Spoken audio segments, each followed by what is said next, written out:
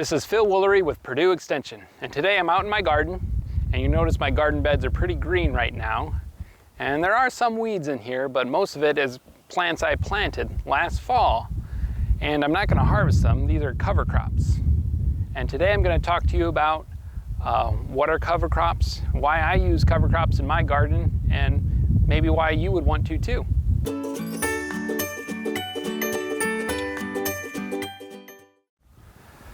Cover crops are plants that are grown to improve the soil quality or to provide a benefit to the ecosystem. You'll frequently see farmers using cover crops, but they can be beneficial for the home gardener as well. Let's look at some potential benefits you can get from cover crops. Cover crops can help reduce erosion. So erosion is when soil is either moved off your garden site by either wind blowing it away or water washing it away. And that can be a problem, especially if you have your garden's on a slope. So what the cover crop does, by growing there, the leaves, they cover the ground. And so if raindrops hit, they're gonna hit the leaves of that cover crop first and absorb most of that energy, and then the water goes to the ground. As opposed to having just bare soil, all that energy coming from that raindrop comes down and can knock loose soil particles. So this is a big benefit for reducing erosion. And also with wind, those roots help hold that soil in place, and the tops will help shelter from heavy winds coming on there if your garden is located on a site where you get a lot of wind coming through. So cover crops can help improve the soil in your garden. So there's several different ways they can do that. So one way is by improving soil structure. So the soil is made up of tiny different particles, and they all are grouped together. And the way they're grouped together is kind of what we call soil structure.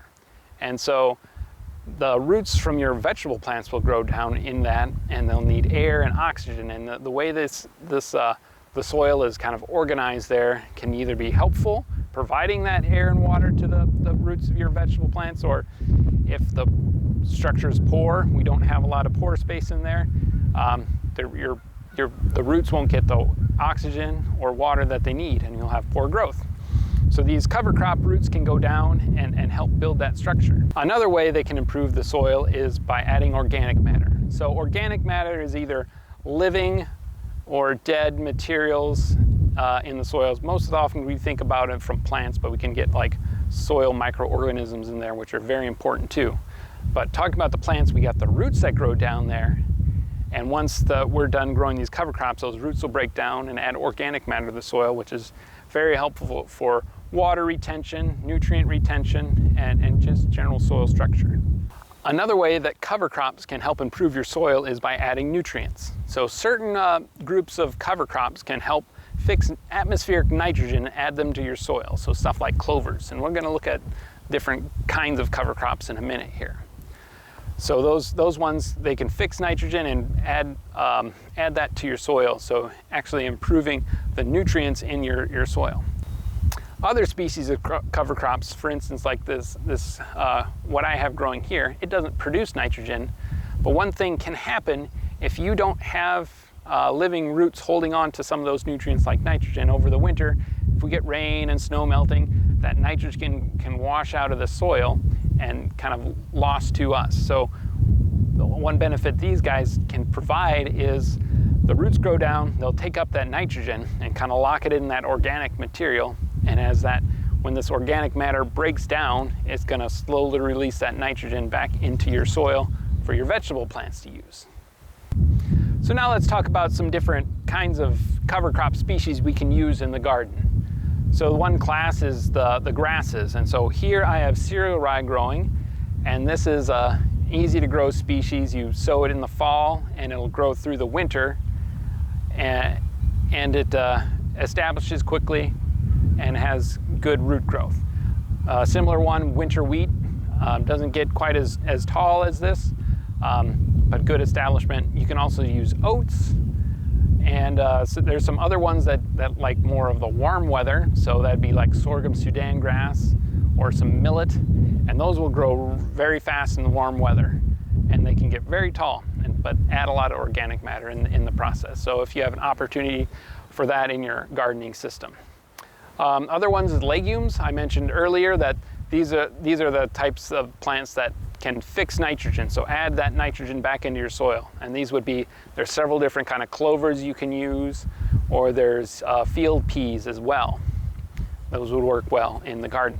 So the other group is the non-legume broadleaves, and these are broadleaf species that they don't fix nitrogen. So some of these would be like oilseed radish, and these radishes aren't the typical ones you grow for in the garden for vegetables. They get pretty big roots, and so they can go down and help break up some soil compaction. Canola is another one, and mustards are some other common ones as well.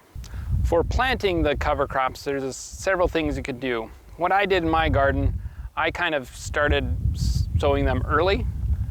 So I broadcast them. So I just scattered the seed around my garden bed, and I kind of watered a little bit, and you can do it that way. You don't get the best germination, but I wanted to get a good germination on them and some growth in the fall.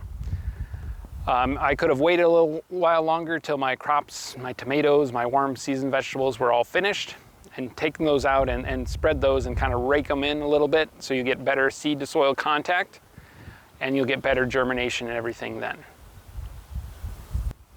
For incorporating cover crops into your vegetable gardening system, there's several things to think about. Timing.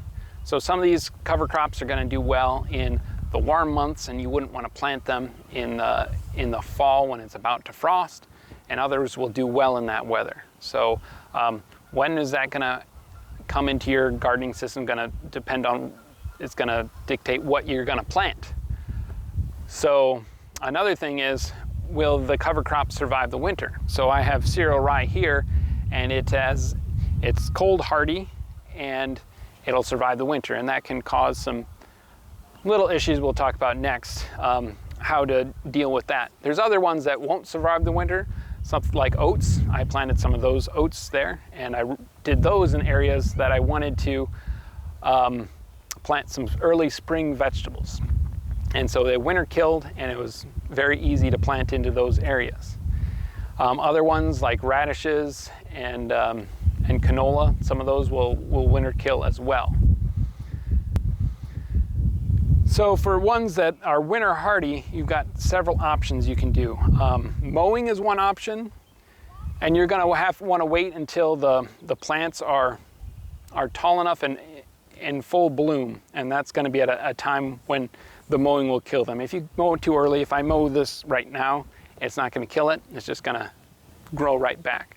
So for instance, with cereal rye here, mowing once it's has the seed head out, it would be a time when that would kill it. So you're going to have to wait until it gets a certain growth stage to do that. You can also, with certain, at that same time frame, you can do a crimp it or roll it, crimp it. So if you roll it and the stem snaps at that stage, it won't sprout back. And so you'd have to have a roller come through your garden, and that might not be feasible in all situations. Another option is rototiller, and that can be a problem for here because these probably get some pretty good growth on them and some dense root systems. So most garden, smaller ones, you'd have to have a pretty heavy duty one to kind of break that up, and we have to get some good tillage in there to kind of break all that up and kill the plant. The final option is you could use herbicides, and so using the herbicides when the plants are actively growing can kill them and allow you to have the garden bed prepared. So what I like to do with mine, it's easiest for me to spray them. So these are all actively growing, so it's a good time to get in here and spray. And one thing I want to do it early enough so the root system starts to break down a little bit, and so it's easier if you're going to come and dig in planting things in here. That root system can be tough to work through. So give it a little time after you terminate it with a herbicide before you're planting your seeds in there. So in my system, I targeted the plants that I'm going to do early spring on with those oats, and so I don't have to worry about terminating it, and I can just plant right into there and not have to worry about that. This other spots here, I'm planning on planting my warm season vegetables. And so I've got a little more time. I'll come in here and spray it carefully so I'm not hitting any desirable plants. And then once they've broken down enough, I can come in and plant. And so just a little bit of planning can make the cover crops work in your garden. So cover crops can be used in the garden to prevent soil erosion, protect the environment, and also improve our soil conditions in the garden. With a little bit of planning, you can pick out the right sort of species that will work in your garden. For more information, check out below. I put a link to a Purdue publication on using cover crops in the home garden. And if you have any questions, make sure you reach out to me in the comments below or by email.